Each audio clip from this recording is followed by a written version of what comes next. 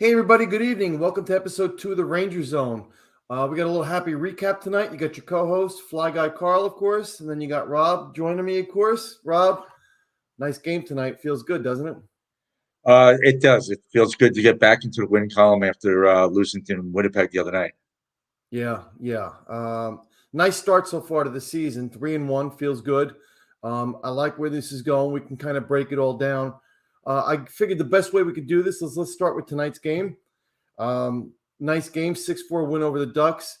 Little disappointed. I think the defense is concerning me. They're giving up more goals than I'd be happy with.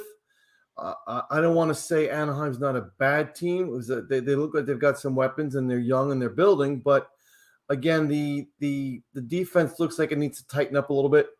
But we could break that down. Again, tonight, just to kind of recap tonight's scores, you had Trocheck with a power play goal in the first period from Mika and Panarin. Then Mika scored a power play goal later in the first with an assist from Trocheck and Panarin, which I thought was great how he and Trocheck kind of fed each other. I thought that was nice. Second period, you had Kakko from Mika and Fox, Lafreniere from Hedl and Trouba, and then Panarin added one of his own from Fox and Lindgren. Then in the third period, Mika got a second power play goal as well from Panarin and Fox. 3 power play goals tonight. I like the way the power play is looking so far. It looks to really be clicking. 4 points from Mika, 4 points from Panarin. Trocheck had 2 points. And it was kind of strange tonight, the whole, Ryan Strome thing, which I think they did a really nice job with, Rob. He was a good player while he was here. So it was nice to see them do something for him. It was nice to see him get a standing ovation. And what I thought was really nice were the players. They were tapping their sticks. They were going up to him. So Rangers always do a really nice job with that. And I thought that was nice to see. But I've got to be honest with you, I actually felt guilty because first on the Trocheck assist and then on his goal, I said, you know what? That's why Ryan Strome's wearing an Anaheim jersey and not a Rangers jersey. I agree. He's missed way too many empty nets and easy chances. Trocheck seems to be fitting in seamlessly. He's starting to get a little bit of chemistry with Panarin. Great players. It doesn't take that long. Just take some reps and consistent reps. They look good. Their offense is clicking. I was scrolling on Twitter earlier, and one of the things that the Rangers really had problems with last year was offense, getting consistent offense. So far, that doesn't seem to be the case. What's also disconcerting to me is not just the defense, but Shesterkin. He's not giving up a lot of shots. The Rangers aren't being outshot for the most part. Right. And he's giving up some goals, soft goals. I don't know. It's early in the season. You hope that his focus is going to be there all year, but you would hope it'd be out of the gate. Yeah. Well, we'll see. I mean, if I recall last year, I think he started a little slow last year, and then all of a sudden he kicked it in. So, look, they're winning right now, and that's the main thing. It's early. It's hard to really critique at this point. It's only 4 games in. It's a long season. We still have 78 games to go. I feel funny nitpicking, even though we kind of are. But the defense is a little concerning. I don't know how much I blame Igor. I mean, you had a Halak in there Friday night against Winnipeg, and he actually didn't play bad. I mean, he kept us in that game, when we had that slow start. So the game against Winnipeg, I mean, Hellebuck was the story. I mean, we could talk about that when we get to the recap of what the game's gone by. But their offense is creating chances. Yeah. They didn't finish in Winnipeg, but their offense looks like they're clicking on all cylinders right now. And Hedl and Lafreniere make magic together. And it's just a shame that they're not going to play together that much with Laffy being on the second line, but they make so much magic together. It's great. And Kakko's looked amazing. Yeah, Kakko really looks like a different player this year. He's strong. He's confident. He's not panicking with the puck. He's making good decisions. Boy, if those 3 can really continue with their development, this team is in for a very good season. Yeah. So, and you know what I was excited about tonight too? I was very excited to see Sammy Blay back in the lineup. He just brings an excitement, a physical, energetic presence to this lineup, regardless of what line he's on. Very happy to see him back. I hope he stays healthy. I hope we don't have injury problems with him. So crossing my fingers on him. I agree. He looked great. He was banging. He didn't look like he had any ill effects from the upper body injury that he suffered when he went into the boards. He's gonna be a lightning rod. He's gonna be one of those guys that it's gonna be tough to play against, that you hate playing against, but you love him on your team. I'm looking forward to it. I really am. I'm looking forward to seeing him evolve his game. One of the things that my son actually mentioned to me, and I kind of thought about it, and Kako and Mika really showed it tonight, playing below the goal line.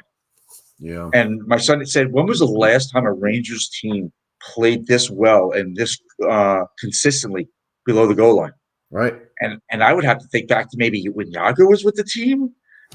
Yeah. And we talked about him last week, Right. and we missed that.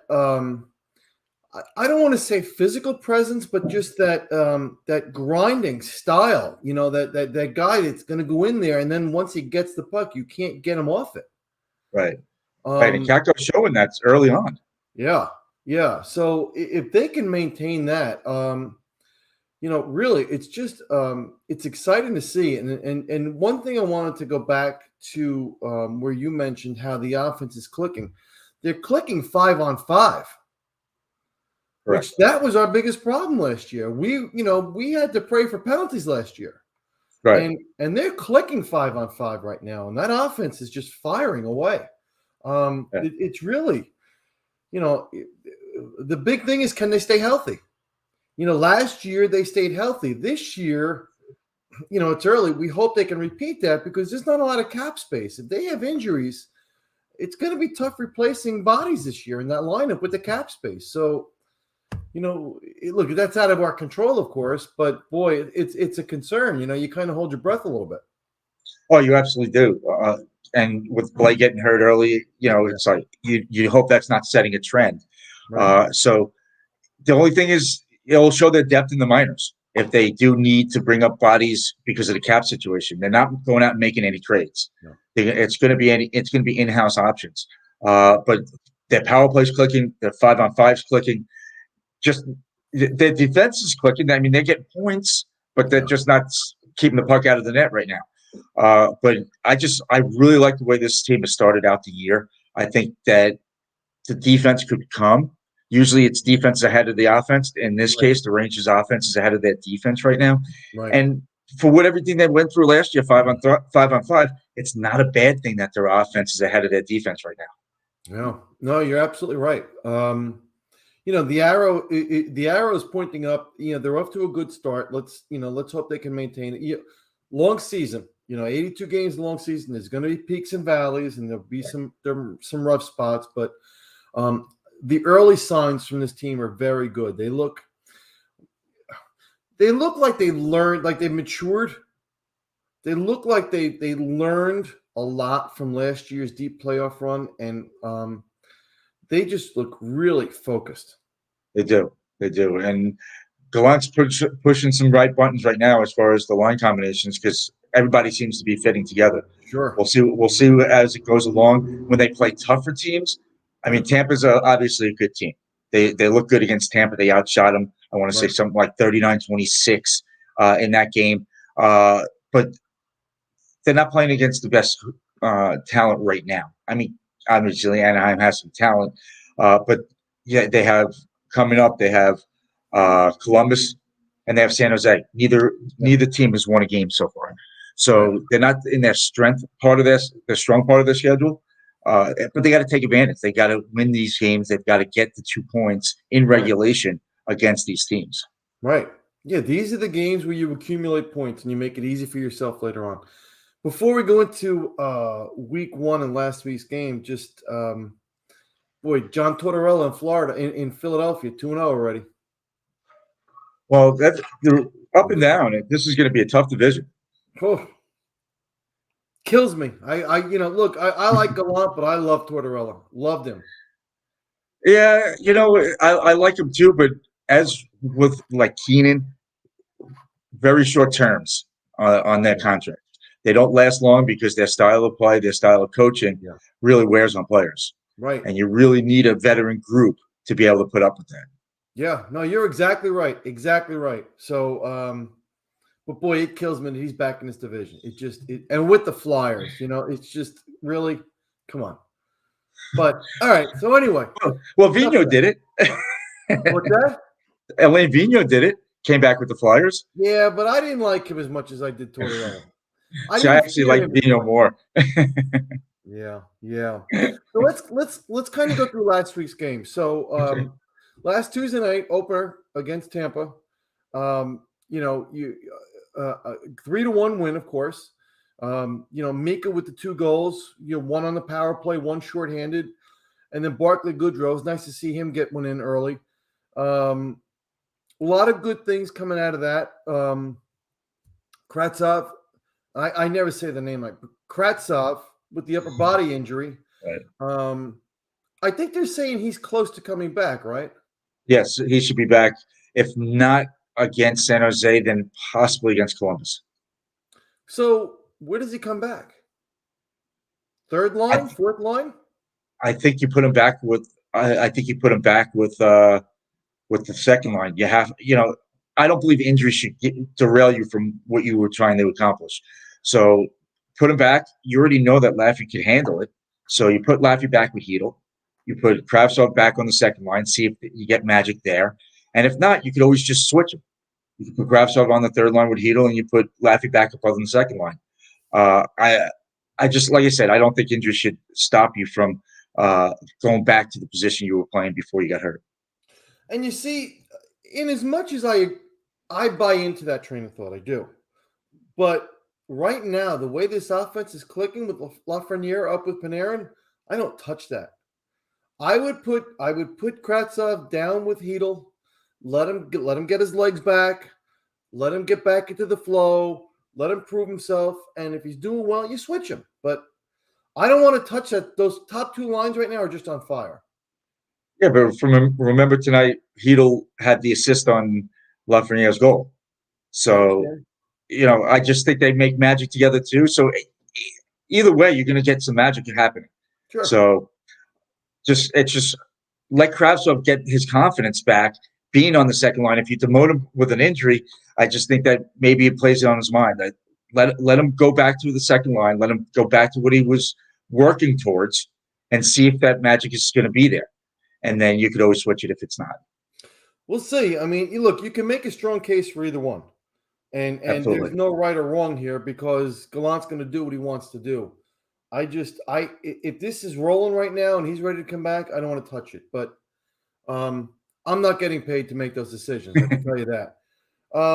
So back to game 1, just some other notes that I took. I thought Kakko was very strong along the walls and in tight spots, which again, we've been talking about. I was glad to see that out of him in game 1, out of the gate. That I thought was very telling. It wasn't a typical Kakko start. So I was very happy to see that. I think that just bode well for a good season for him. Mika 9 shots on goal, and he played against their top line. He had a really good game against Tampa's top line, which was great. And the Rangers killed 5 or 6 penalties too. So the penalty kill was also strong. The only goal they scored was a 5-on-3, and Stamkos from the slot. You're not going to stop that. So defensively, that was their best game. Yeah. Anything that you want to add off of game 1? Just talking about how they rolled 4 lines. We talked about this last week. Yeah. How this could be one of the rare times where you can roll 4 lines and not shortchange the 4th line. Right. Carpenter had an assist on Barclay Goodrow's goal, so you had points from the 4th line. Lindgren got on the score sheet, so it's always nice to see the Warrior get on the score sheet because you know he's going to be blocking shots. I just thought that overall, I thought it was such a sound game. I thought that Gallant had a great game plan. I thought Shesterkin, he made 25 saves of 26 shots, and the only one, like I said, beat him was a 5-on-3 snapshot by Stamkos. I just thought that you mentioned Kakko. he got benched against the Lightning. And the fact that he came back strong and had a really good opening game shows how much he's grown over the summer. Yeah. And is ready to be a first line player. Just all around game. I thought the Rangers' best game of the season was Game 1 against Tampa. The offense has been on every game except for the game Hellebuyck shut it down. Right. Would you say that it looks like Kakko is maturing, like he's finally getting it after a couple up and down seasons? I don't even want to say up and down, just a rough start to his career. I think that if he could stay healthy, Yeah. which is what we've talked about with other guys, but he hasn't been truly healthy. And I think starting the season healthy and starting on the first line, the coach is showing confidence in him. He's showing confidence in himself. Yeah. I just think that right now he's going full bore right now because he has everything going for him. He has the full confidence. He has his game going. He's cycling down low. I just think that everything you saw in the World Championships, in the World Juniors from Kakko, you're seeing now. Great. Boy, that's great. You and I talked offline a lot in the offseason, and we mentioned, boy, if these youngsters can really step up this year, this is going to be a fun year. Again, I don't want to put the cart before the horse, but you know what? So far, they're delivering. All three of them. Oh, absolutely. Everybody is. Kakko, we've talked about. Laffy looks great. Yeah. And Hedl has taken another leap forward from his playoff performance. Yeah. He's building on that. You're exactly right. So it's been, boy, it's good to see. I don't want to jinx it, and I don't want to. I'm not ready to start, heading down Broadway with the parade yet. But boy, it's exciting. It's a great start. It is, and they got to take care of business against the weaker teams, and then they've got to show up because last year they played down to their competition and they played up to their competition. They were never out of games against the better teams. But this year they need to take that step forward and take the game to the better teams and not just react to the better teams. So let me ask you a question. So based on that, would you say tonight's game against a team that they should have beat, which, all right, they did win, a little closer than what I would have liked, but okay. So would you say that they played down a little bit, or do you think, okay, they took care of business, but they're still working through some things? A combination of both, actually. I think they are working through some things. It's early in the season. They're still getting their feet under them. That defense is still, look, Jones and Snyder are a new tandem. Both look really good. Yeah. I mean, Snyder looked awesome tonight. Yes. And so did Zach Jones. But they're still working through things. And they will continue to work through things as Jones gets more games, Snyder gets more games, Lindgren gets a little bit more healthy because he's been banged up from the preseason. Yeah. Fox is looking like himself, but on the defensive end, he looks to me a little gun shy. Like he's not, going after the puck the way he did last year.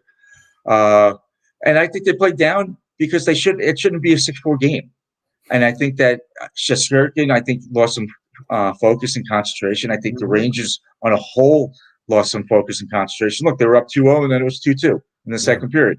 Then they rebounded and scored 3 goals to make it 5-2 by the end of the period. Right. So I just think that with a young team, you're going to get those ebbs and flows, just like we talked about the ebbs and flows during the season. Yeah. You're going to get that with young guys. Yeah. But you know what? To your point about Fox, he did make a nice play on the 2-on-1 tonight. Vetrano and somebody else were breaking down, and he didn't overcommit. Right. And he made a great play. Boy, It killed me seeing Vetrano in a different uniform as well, by the way. That was a snipe. That was a snipe. Oh, he's a rocket. Yeah. I'll miss that shot. I liked him. But again, a shot from the boards like that, I think that Shesterkin went down early. I even texted my son. I was like, why was Shesterkin down? He was trying to see around Trouba or whoever was on defense. Right. Maybe. But if he doesn't go down, he stands up and probably hits him in the shoulder. Right. Well, again, they got the win. So let's go to game 2 last Thursday against Minnesota. Your goal scorers, you had Kreider with the power play goal from Mika and Panarin, Fox from Panarin and Lafreniere, Panarin with his own goal from Lafreniere and Trocheck, Hedl from Fox and Goodrow, Trocheck from Panarin, Kako unassisted, and then Kreida from Mika and Miller. So they were outshot that game by 1 point, by one shot, 36-35. Right. Power play 1 for 5. Minnesota's power play was 1 for 4. After 2 games, you got 5 goals from your top 9, which is what we've been talking about. And you know what that says to me? Balance. Which is, again, another thing that we didn't see last year. Right. You Right. had It was one very top dynamic heavy. line, and then the rest of them were just kind of getting through and getting by. Right. Right. Love the balance this year so far. How about Igor with a big save 6 minutes into the game to set the tone? Agreed. I think he really did, and ended up with 33 saves on the night. But they were outplayed. I felt that Minnesota took the play to the Rangers that night. I think that Fleury had an off night. I think the Rangers got some goals that normally Fleury does not give up. Mm-hmm. And I just think that Minnesota looked good. They're a good team. It was a big road win for the Rangers because it kind of reminded me of a game last year that Georgiev would steal for the Rangers when he played for them, because it seemed like he was giving up 40 shots a game. The Rangers were giving up 40 shots whenever he played. I just felt that Minnesota was the better team, but the Rangers were more resilient. Right. And you know what's funny? My take on that was that the Rangers started slow, but they seemed to then carry the play at least through the second period, and then primarily for most of the third, but they had their moments in the third. But I definitely think they were stronger later in the game. They did. They definitely did. Early into the game, I mean, that was huge because that game could have went in a completely different direction very early. Oh, and it has done that before in Minnesota. Minnesota's a tough team to play against, especially at home. They really take advantage of that home ice advantage. Well, we said it last week. They opened up against 3 playoff teams. Right. So actually, two. Winnipeg didn't make the playoffs. They didn't make it. Okay. They missed it by 8 points. Yeah, they missed it by 8 points. All right. And Igor's record when he faces 35 shots or more, 29-1. I don't know if how many did he face tonight? Do you know? It was 34-15 after 2. So he didn't face over 35 shots tonight. I'll tell you right now. 22 shots. Okay. All right. And he gave up 4 goals. And this is what I was talking about, not focused. Yeah. All right. That's a fair point. And 4 goals on 22 shots is not good. Game 2 was Panarin's 16th game with 4 more points, which is pretty impressive, right? Absolutely. And then their 4th line in that game was Hunt, right? Ryan Carpenter and Reeves. And they got their time in. There was the debate about this on Twitter. I thought Reeves stepping in with Foligno and going at it with Foligno was a great play. I thought it energized the team. It delivered a message. The debate that I was involved in on Twitter was, we don't need goons in this league anymore. And Reeves is not a goon. No. Reeves is an enforcer. There's a big difference between the two. I agree. He stands up for his teammates, but he just plays. He's not always looking to drop the gloves. No. That's what a goon does. Right. And Reeves is not that type of player. So, but I thought him stepping in and dropping the glove. And Foligno's, that was a tough fight. Foligno caught him with a shot and woke him up. Right. Yeah. Foligno's a tough guy. Yeah. And he's a big guy too. Yeah. Yeah. So yeah, a good effort. That's a good road win, like you said. Right. It wasn't pretty, had its moments. It wasn't as big of as a lopsided of a game as the score indicates, 7-3. It wasn't. Right. What other thoughts do you have on that game? Well, I would like to go back and look at the third period shots. Mhm. because I want to say at one time Minnesota was dominating the shots on goal, and then it turned out to be at 36-35 in their favor, in Minnesota's favor. Right. But one thing I'll touch upon about Reeves is that I will say that he 2 to 3 to 1, 2 to 1, 3 to 1 at least hits versus a fight Yeah. that sparks the team, Yeah. and that's what he does. He'll lay that big hit. Most of the time, it's clean. Most of the time, he won't get a penalty for it. There are times that he draws some penalties that are bad at a bad time for Right. it, but he will lay a big hit more than he'll drop the gloves to spark the team. Right. Right. Look, all right. Perfect example. Same thing with Sammy Blake tonight. First shift, big hit, clean. I thought Right. that was a great first shift for him. He came out, wanted to show he was healthy. Yes. Came out flying. Yeah. I love his energy. So let's go to Friday night, game 3, in Winnipeg, 4-1 loss. Oddly enough, the only goal scorer was Hunt, believe it or not, from Trocheck and Panarin. Remarkably, they outshot Winnipeg 41-34.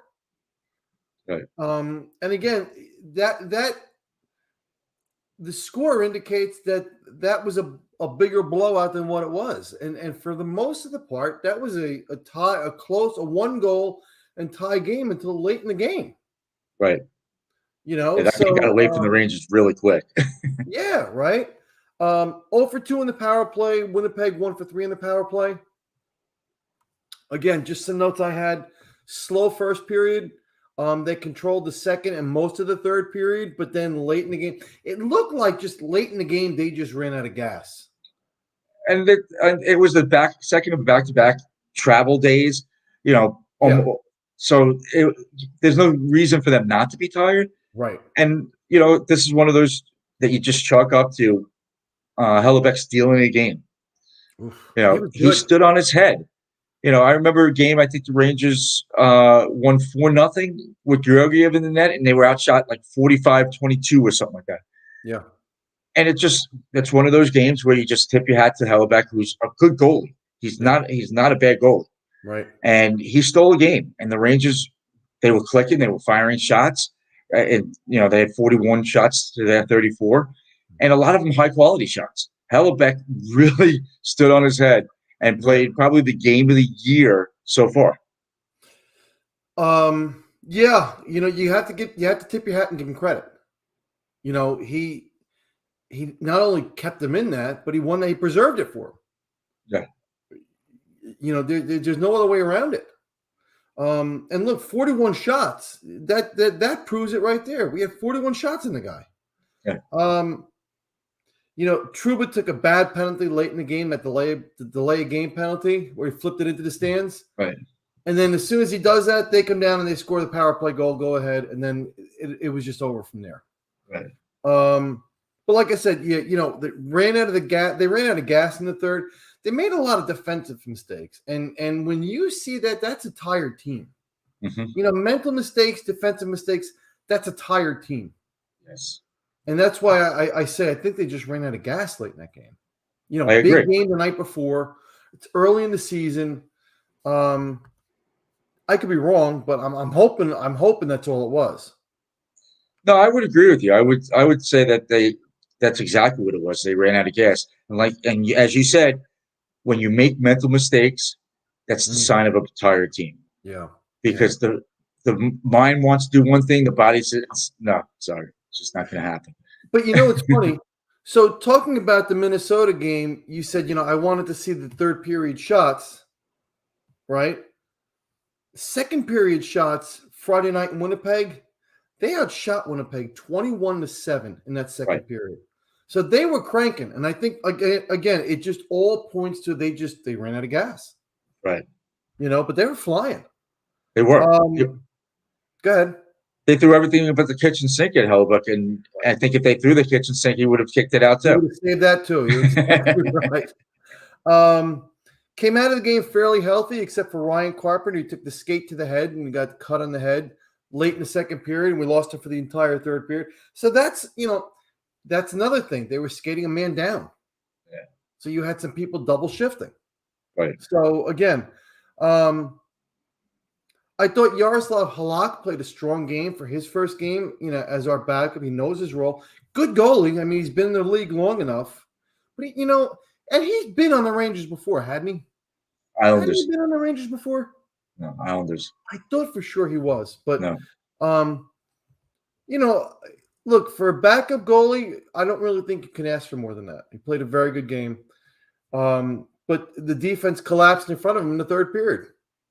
And the power play. The shorthanded situation, bad penalty, like you said, by Chuba, and they weren't able to bail him out. It happens. Right. You chalk that up to a tough road game on back-to-back nights. Got tired. Yeah. It happens. How their goalie outplayed our goalie. I mean, our goalie didn't play poorly, but their goalie just happened to play tremendous. Right. And they were able to steal a win. Right. Good bounce back win tonight. Yeah. After a tough road loss. So, yeah, I would like to see the Rangers win 6-2 rather than 6-4. Yeah. But I just think that it's a young team. It's a young season. There's a lot of hockey to be played. And I just think that, you get every 2 points that you can, especially the regulation wins. So let me ask you a question. And I made sure I wrote this down because I wanted to ask you this question tonight. So Libor Hajek replaced Zach Jones in the lineup on the defense with Schneider. 13 minutes, 45 seconds of ice time, 2 shots, 1 block shot, 3 giveaways. So I know Zach Jones struggled a little bit against Minnesota. All right. Minnesota just, I don't want to say he looked slow, but he looked a little confused, I guess, for lack of a better word. So Gallant made the move to replace him with Libor Hajek. And I understand that you want to see what you've got with Hajek as well. Good player. Maybe that's a rotation going forward. Maybe Gallant was sending a message. I don't know. Okay. I personally, I didn't agree with the move. I think it would have been better for the rookie Jones after a bad game to put him right back in there and see if he rebounds and responds. But again, I don't have a pulse on the team as Gallant does. What were your thoughts on that? I didn't have an issue with it. I liken it to playing Halak instead of Shesterkin on back-to-back nights. Right. He's a young kid. Let him sit instead of being tired and making more mental mistakes than he made in Minnesota. Let him watch. Let him learn. So I don't have a problem with that. I think it's a perfect time to get Hajek into the game and into the lineup on the back-to-back nights. Yeah. Tough road game. So I didn't have as big of a problem with it. But look, he put him right back with Schneider tonight. Yeah. Had a decent game tonight. Both of them look good tonight. Yeah. So maybe he learned something. Maybe he didn't. But I just think that, at the second of 2 nights, road games, you sit the kid, let him watch, let him learn, put Hajek in, let's see what he could do. And then he went back to it tonight for the home game. So, like you said, Gallant has a pulse of that team. Yeah. We don't have the pulse that he does. Right. He maybe sent something. He definitely, whether he was sending a message or not, whatever the message was, he put him back in the lineup tonight. Right. And that's the one thing I've always liked about Gallant. We've seen it and talked about it with Kakko, and now with Jones, set him in a rough game, puts him right back in the very next game after sitting him. So it's not like a long stint that he's sitting on the bench, sitting in the stands and watching. Right. We'll have to pay attention to it, because Hajek's a 7th defenseman for a reason. So that it's going to be times he's going to play. Is he going to replace Jones all the time? Will he replace Snyder sometimes? Sure. And it'd be Hajek and Jones? We'll have to see. And you know what? Look, we said it last week, and I'm going to say it again. Schneider's going to be a star. I love that kid. Oh, me too. He's I just wish he wasn't wearing 4, though. I just think that they should have retired it for Greshner. Ron Greshner, right. But he's going to be a star, and you know what? He's going to be that guy. You just keep putting him out there, and he's going to be steady and do his work. I could see him developing into a Lindgren, maybe with a little bit of offense. He should have more offense than Lindgren, but I agree with you. Yeah, yeah. I agree with you. He's also captain material, I think. I think he's a future captain down the road. Down the road, right. Whether I'm not saying 2-3 years, I'm saying 5 or 6 years. Right. If he continues on that trajectory that he's on right now, yeah. he definitely has that in him. So let's look ahead now. So Thursday night, we're off now till Thursday. We've got San Jose. San Jose 0-4 right now. They're being outshot, I think, 14-6. So tough start there. I don't really have too much to say there. This is another game that the Rangers should win. I'd like to see a little bit more solid effort than what I saw tonight. Thoughts? Well, you said it. They're being scored 14-6.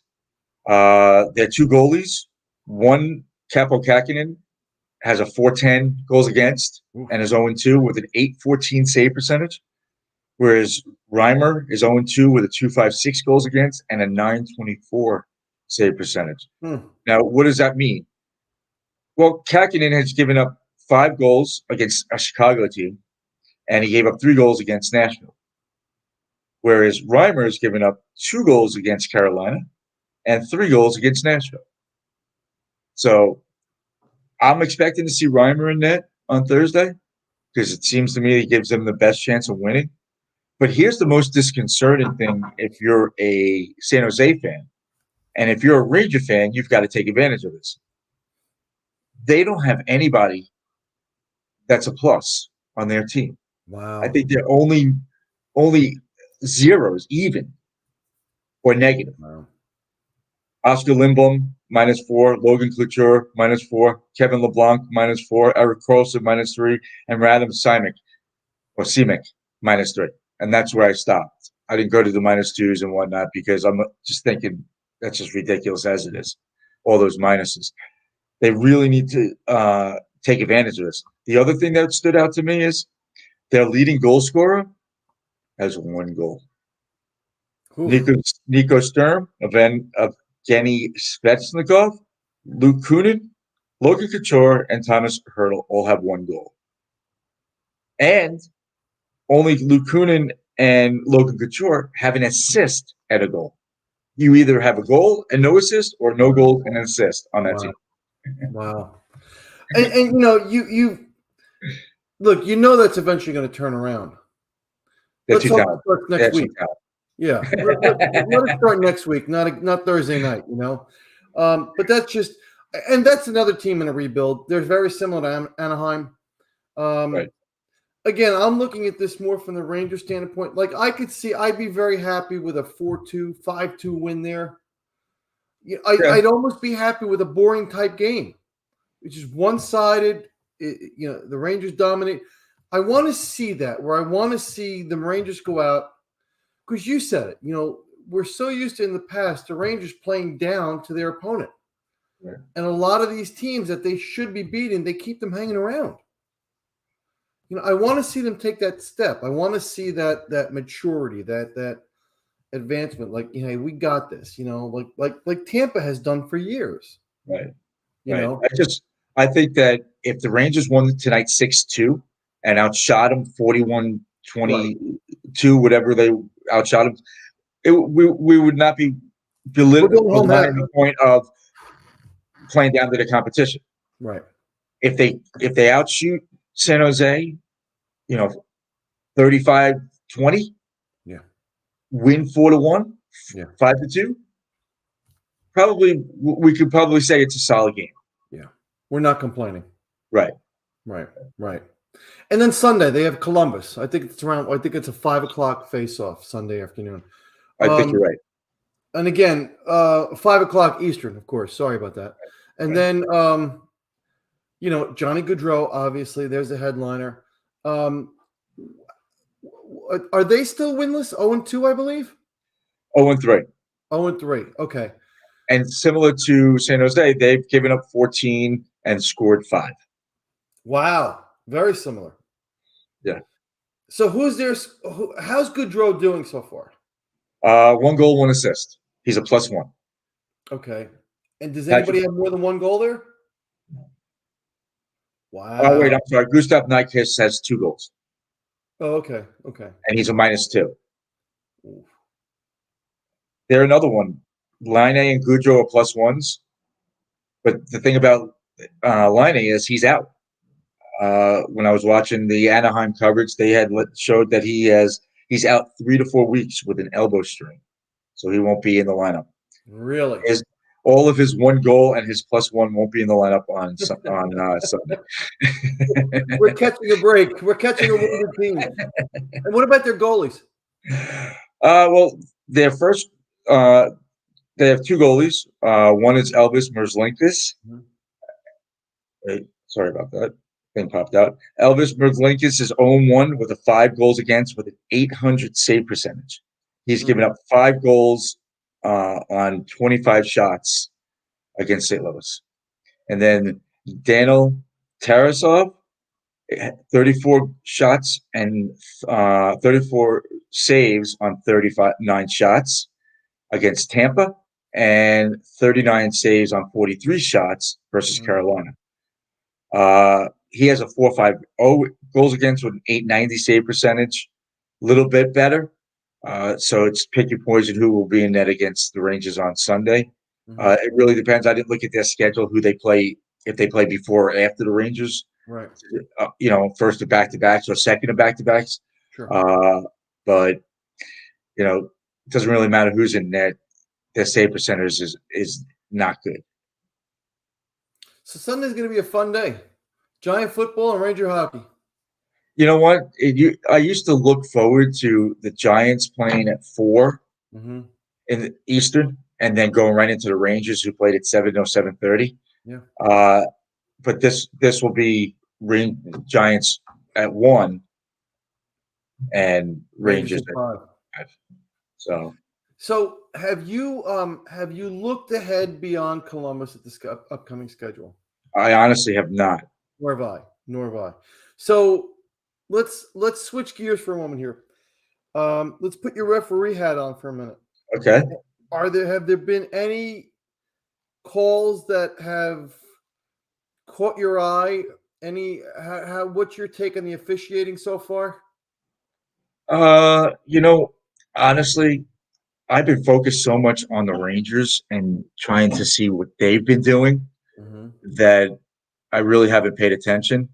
I was joking with my son. He was saying that the Rangers can't score on a breakaway, so that the opponent should be doing that hack-a-shack, whatever they used to do with a shack to send him to the line. And I even joked to my son, I'm like, that the team has a choice on a penalty shot. They could take a 2-minute minor, or they could take the penalty shot. Right. And he's like, no one ever takes the penalty. No one ever takes the power play. I'm like, you're right. But if you're not good at breakaways, maybe that's because that power play's on fire right now. Yeah. Yeah. So maybe taking the power play might be the better option for the Rangers than maybe Panarin going in on a breakaway. Right. Trocheck had a breakaway too, I think. Panarin didn't Panarin have one tonight too, and he got stopped? Yes. Yeah. He did. So I want you to explain to myself and people following. Give me the full breakdown on icing, because there's so many times you'll see the icing's been waved off, people booing and whatnot. So give me the full explanation and definition and understanding of icing. Well, icing is when you send the puck down from your defensive side of the red line, crosses the goal line, and did not have a realistic opportunity to be played by the opposing team. Does that make sense? It does, and that's where the gray area comes in. A realistic chance to be played by the defensive team. So that it then becomes a judgment call for the on-ice officials to either wave it off or to call the icing. Correct. I understand. If you notice, there was an icing call tonight. Yeah. That was sent down by Anaheim. Yes. They tried to connect with a pass, they missed, and it was sent down officials called it icing. Right. And you know what? That's not you think as a fan, you're like, how does they miss that? Plays happen so fast, sometimes you don't see who actually sends the puck down. Mm-hmm. And they corrected it by putting it in center zone for the NHL. USA hockey rules are a little bit different, where wherever the whistle was blown. So in that particular situation, the faceoff would have been in Anaheim zone Right. if it was based on USA hockey rules, because that's Right. where the whistle was blown. Right. Right. So, but I'm glad they corrected it. I mean, there's the referees that in that situation, they step in and they say, you know what, that shouldn't have been an icing call. That's how they get the call corrected. And I'm also seeing that if it looks like the puck is slowing down, they may wave it off as well. Right. If you remember back to '94 when the Rangers won the Cup. Oh yeah. The fastest skater who? Bure. Pavel Bure. And how many times did you see him during the final minutes of that game? Yeah. Bouncing and slowing down, and yet they still called it icing. Right. Right. Look, I get yelled at a lot by teams because they're like, why wasn't that icing? And I'm like, okay, because you turned at the wrong time. You tried to turn when the puck was going by you to make it look like you were going to the bench or whatever. No, that's not going to fly. You have to make a realistic attempt at getting the puck. And you can't slow yourself down just to create an icing. Right. And I wave off icings a lot because guys quit on the puck. Yeah. And if you don't quit on the puck, maybe you do get the puck. Maybe you do get there before an icing. So hence a realistic chance to play the puck. Correct. As per the official rule. Right. A lot of times you see icing waved off because a defenseman will charge the forward and lift up a stick. Yeah. So this defenseman is taking himself out of the icing because he's trying to play the puck and he's lifting up the forward stick rather than making a real attempt at the puck. Correct. Because he's trying to avoid the icing call. Right. No. Yes. Correct. Interesting. Yeah. Anything else to add tonight, Rob? No, I'm just happy that they won tonight. Honestly, looking as good as they have offensively and in 5-on-5, like you mentioned earlier, I think that's the biggest thing right now is how they look 5-on-5, because they have so much talent on the power play. You know that power play is going to score goals. There's going to be games that they don't, but for the most part, they're going to be pretty consistent. They're going to be up in the top 5 to 7 of the league, and to see what they're doing 5-on-5 and see their lines gelling the way they're gelling. That's, to me, the most exciting part. Yeah. I'm going to keep a very close eye on face-offs this year. Look, we're only 1 week into the season, so I'm not going to make a big deal about it. I'm not even going to go into it now. But that was definitely a weak spot last year. And I think that was one of the reasons why they brought in Trocheck, because he's better on face-offs than Strome. Yes. So, and I'm sure they worked on it in camp. So I'm going to be very curious to watch that stat as the year goes on as well. I agree. That's a great stat to watch, because late in games, lost faceoffs usually mean lost games. Yeah, I agree. My biggest hope is that this balanced attack continues. And, you don't have one line dropping over. You only have one line that's scoring consistently. That's what I want to see. If they can maintain this balanced attack, boy, it's going to be a fun season. It will be. It will be, because they're going to score a lot of goals. They should keep out a lot of goals with their goaltending tandem. Yeah. And with that defense, I think that they can contribute so much on offense without giving up on the defense. Yeah, I hope you're right. Rob, always fun. Great job tonight. Looking forward to doing it again with you next week. Absolutely. We'll have some games. I think they play Colorado next week. Yes, they do. Is it next week or the week after? I think that I know it's coming up. Well, let's just take a quick look before we